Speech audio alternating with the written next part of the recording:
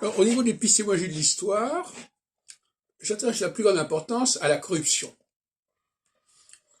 Alors, tout ce qui est de l'ordre de la corruption est essentiel pour l'historien, parce que ça vient déformer le point de départ, ça peut éventuellement l'enrichir, si on veut.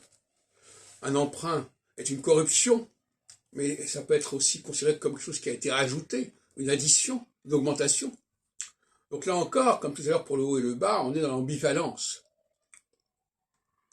Alors, moi ce qui m'intéresse, c'est, dans le cas des centuries, il y a une corruption du texte principal, parce que le texte principal ne comprenait pas les centuries, c'est quelque chose qui a été greffé sur les centuries, par exemple.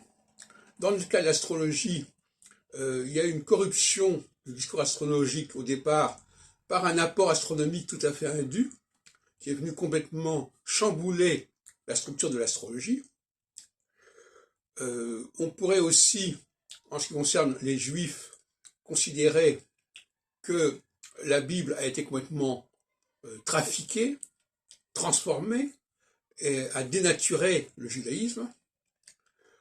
En ce qui concerne les femmes, il y a aussi quelque chose de cet ordre-là, à savoir que l'on